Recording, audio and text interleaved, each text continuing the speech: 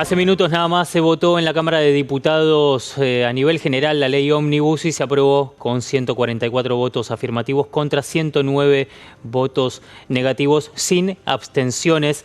Es por eso que se tratará luego, ya con media sanción se tratará en el Senado, pero habrá cuarto intermedio hasta el martes cuando se traten de manera particular algunos de los artículos que integran la ley Ómnibus. Vamos a hablar de este tema que es la noticia del día con Ariel Maciel. ¿Cómo estás? ¿Cómo andas, Martín? Muy buenas tardes. Y efectivamente, la Cámara de Diputados le dio media sanción a la ley Ómnibus, ¿no? Recordemos cuál es el antecedente. Fueron 3 jornadas de muchísimo debate y mucha tensión con interregnos en el medio que no fueron casuales, porque básicamente lo que pasaba en el medio era si había negociaciones o no para poder llegar a darle esta media sanción que desde Canal E lo veníamos anticipando que los votos los tenía, pero hubo un discurso final de Germán Martínez, que es el presidente del bloque de Unión por la Patria, en donde dijo el resto de los diputados denominados dialoguistas se sentaron sobre los 109 votos negativos que iba a tener esa ley para poder negociar justamente en ese poder. ¿Por qué? Básicamente porque si bien iban a acompañar la ley, lo que querían era seguir negociando el articulado que se tiene que tratar, y para eso hubo cuarto intermedio y en donde todavía hay dudas en ejes centrales. Por ejemplo, privatizaciones, está en discusión las facultades delegadas, y ahí vuelvo sobre el discurso final de Martínez, en donde ya sabiendo que los números le daba al oficialismo para poder tener la votación aprobada en general, lo que hizo fue un llamado a la oposición dialoguista en contra de las facultades delegadas. Dijo, no le entreguemos la delegación en un momento donde los débiles son la población que está perdiendo poder adquisitivo, que está pagando más, que no puede llegar a fin de mes, mientras un Javier Milei va a tener todo el poder concentrado. Ese fue el discurso de Germán Martínez para cerrar, no con menos rispideces, porque se excedió en el tiempo. El presidente de la Cámara de Diputados, Martín Menem, también intercedió reclamándole que cerrara, pero estas discusiones en realidad lo que hicieron fue elevar la tensión para lo que viene, o sea, lo que conocemos como la letra chica de esta ley, para saber cómo llega al Senado. Recordemos que si se cambian, se modifican algunas cuestiones centrales que quiere el gobierno y que dijo que no va a negociar, más allá de que viene amenazando con eso hace mucho tiempo y sin embargo termina dialogando y termina concediendo cuestiones. Si hay cambios que no le cierran, el Senado lo va a tratar. Ahí el poder de Victoria Villarroel va a intentar volver al carril a esta ley y luego tendría que volver nuevamente a diputados. Por eso es importante lo que va a pasar desde hoy hasta el martes próximo. Sí, se me ocurre esencialmente lo que pueda ocurrir con la coparticipación cuando llegue al Senado, porque recordemos que los diputados son los representantes de los argentinos que los votamos, pero el Senado representa no solamente a los argentinos, a los ciudadanos, sino a las provincias también. Entonces, puede haber mayor cantidad de rispideces en torno a algunos artículos puntuales como este que mencionamos de la coparticipación, y ya intentando hacer futurología, pero con la información que manejás, ¿qué podría llegar a pasar en el tratamiento particular de ese artículo y luego en el Senado?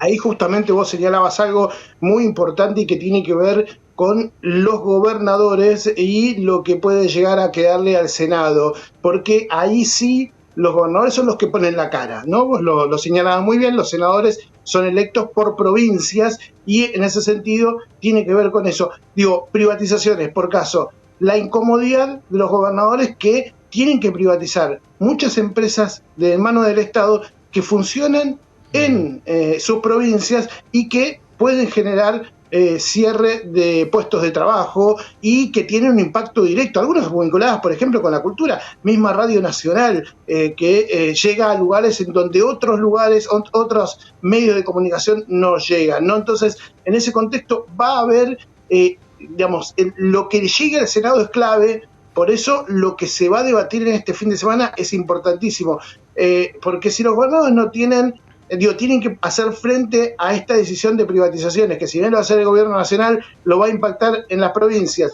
Si además tienen que darle facultades delegadas a Javier Milei para evitar que el Congreso pueda intervenir, entre otras cosas, por ejemplo, para la toma de deuda. Recordemos que una de las cuestiones es la derogación de la ley Guzmán, aquella que impide tomar deuda en dólares si no pasa por la aprobación del Congreso. Sí. Y si todo esto, además, es sin ningún tipo de coparticipación del impuesto país, que parece ser hoy el dato más importante que tienen los gobernadores. ¿Por qué?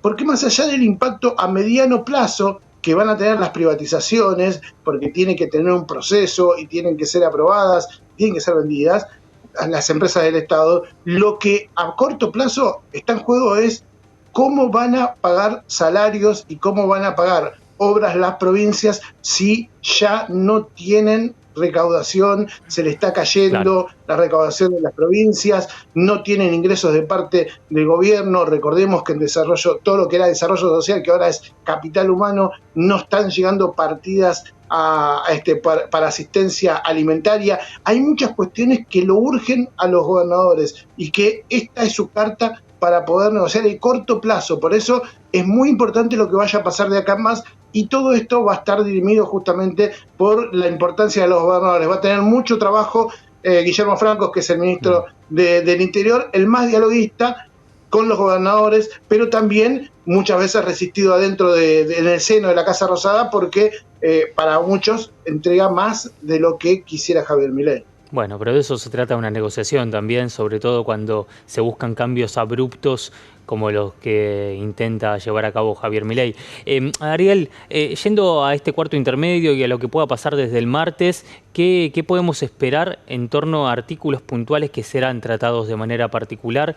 ¿Cuáles son los principales? Trayendo, por supuesto, a colación el mencionado acerca de la coparticipación por el impuesto país y, bueno, por supuesto, la delegación de facultades. ¿Qué otros artículos son importantes?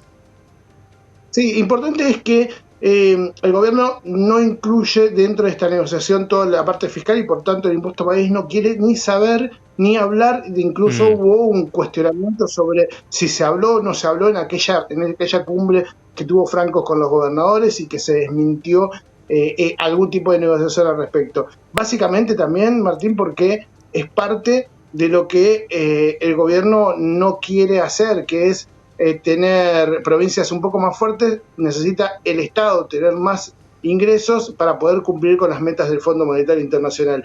En ese contexto tenemos que mirar con atención, primero, las privatizaciones. Recordemos que se armaron 4 grupos de parte del gobierno para poder acercar a la postura de los gobernadores sobre qué cosas se privatizaba y qué cosas no. Pasaron de 36, pasaron a 28 las empresas que se pueden llegar a vender, algunas parciales y otras totalmente.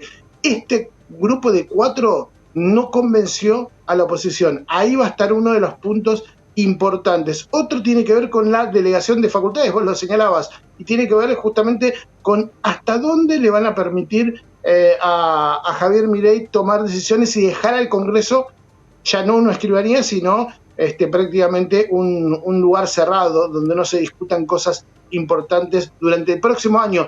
Digo, lo decía Martínez en el Congreso, en su discurso final, decía, haber reducido de 4 a 1 año no es una victoria, dijo, ¿no? Porque en este año un superpoderoso Javier Milei va a hacer muchos de sus cambios que no van a pasar por la discusión del Congreso en donde fueron elegidos. Digo, son los 2 puntos centrales que se va a estar debatiendo, y el tema, justamente esos superpoderes, sí le va a permitir al gobierno tomar deuda en dólares, y en este contexto es parte de la llave que tiene el gobierno para poder renegociar el acuerdo con el Fondo Monetario Internacional, Martín, porque de nada de eso se puso en el Staff Report, pero el viaje de Pose a Estados Unidos estuvo vinculado también con un nuevo acuerdo. ¿Sí? Ese nuevo acuerdo podría llegar a tener incluso mayor endeudamiento de parte de la Argentina.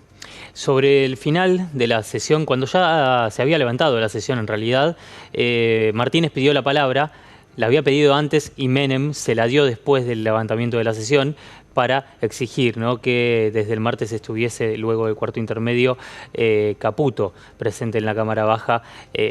Menem hizo caso omiso porque ya había levantado la sesión. ¿Estará Caputo? ¿Tenés algo de información? No va a estar. La verdad es que hubo una discusión importante sobre justamente la figura del ministro de Economía, Luis Caputo, porque lo mencionó, por ejemplo, Miguel Ángel Pichetto, ¿sí?, el presidente de Hacemos Federal, en donde habló, le dijo: no tengan miedo de venir al Congreso. Los ministros que vinieron dieron explicaciones, hubo idas y vueltas, pero nadie les pegó, nadie los insultó, los tratamos con respeto y se debatió en el marco de lo que es una Cámara de Diputados. Aún así, Martínez dijo, le reprocharon que no vino Caputo a la Cámara, pero sin embargo le aprueban de todos modos, aún cuando no dio explicaciones de hacia dónde va el futuro de la economía. Uno entiende que si ante tanta presión no fue a la Cámara Alta, lo más lógico es que Luis Caputo se mantenga al margen. La idea del gobierno es no desgastarlo frente a los diputados, porque es una de las figuras claves en este proceso de reestructuración de la economía, más allá de que ya en algunos medios de comunicación hablan de que Caputo tiene los días contados, pero por decisión propia dentro del gobierno nacional, ¿no? A ver, pará. Porque esto es, voy a emular a un famoso periodista. Pará. Vos me estás diciendo que Caputo tiene los días contados, ¿y cuándo se va del gobierno? No, a ver, la verdad es que por la información que reitero que en su momento publicó el diario Página 12 y por algunos datos que hemos tenido, la verdad es que primero se sabía que el desgaste de toda esta primera parte de Luis Caputo lo ponía en una situación muy conflictiva. ¿Por qué? Básicamente porque marzo es el mes de la inflación y si hay un golpe a los bolsillos nuevamente puede llegar a ser algo que estaba fuera de los planes, ¿no? Hasta ahora Caputo tiene aire, tiene fortaleza, pero también estos datos que están circulando por el Ministerio de Economía señalan que el ministro habría puesto una fecha de caducidad de su mandato por cuestiones personales. Recordemos que en algún momento, cuando tuvo que asumir, uno de los temas era cuestiones familiares. La familia no le caía muy bien que Caputo se metiera nuevamente en la función pública por lo que demandaba y también por lo que genera en el entorno familiar su alta exposición y los conflictos que puede llegar a tener. Según esa información, en un par de meses, o sea, entre marzo y abril, Luis Caputo podría dejar el Ministerio de Economía, pero reitero que son, digamos, hasta el momento es el ministro más cuidado de parte de la Casa Rosada, es el que menos quieren exponer, es el que decide cuándo sale y tiene una vinculación con los medios bien elegida y centralizada en la Casa Rosada. Ariel, la posible salida de Caputo tiene que ver con ¿qué? ¿Con algún objetivo cumplido o con un determinado plazo que ya se había estipulado? No, tiene que ver justamente con ese objetivo cumplido, tiene que ver con que es el ministro que aplicó un cambio fuerte que buscaría la estabilización y luego vendría una segunda parte hacia un plan más profundo, justamente con las manos desatadas en torno a privatizaciones que generaría ingresos de dólares, una cosecha que le daría mayor disponibilidad y un Sturzenegger, Federico Sturzenegger, que hoy está en la sombra, podría pasar a tener ya manejar esa estructura que de algún modo se había planteado de manera grande. Recordemos que en todo este armado legislativo, de lo que es técnico que fue al legislativo, estuvo Sturzenegger detrás de esta redacción. Por lo tanto, es parte de una estructura. Caputo no llegó como un superministro, más allá de que hoy sí lo es, teniendo en cuenta además que la salida de Ferraro le dio muchísimo más poder. En ese contexto, Caputo va a tener, además de la devaluación, va a tener la liberación de precios, pero además el acuerdo con el Fondo Monetario Internacional y también, como dato importante, justamente el índice inflacionario. ¿Qué va a pasar en los próximos meses? Hasta ahora, por lo que parece, enero viene mejor de lo que fue en diciembre, pero hay muchas señales de alarma hacia adelante. Bueno, son cuestiones que Caputo puede llegar a tener incluso como un haber. Irse bien de un Ministerio de Economía no es poca cosa. Vapuleado, total. Sí, así es. Ariel, gracias por el tiempo. Hasta luego, Martín. Hasta la próxima.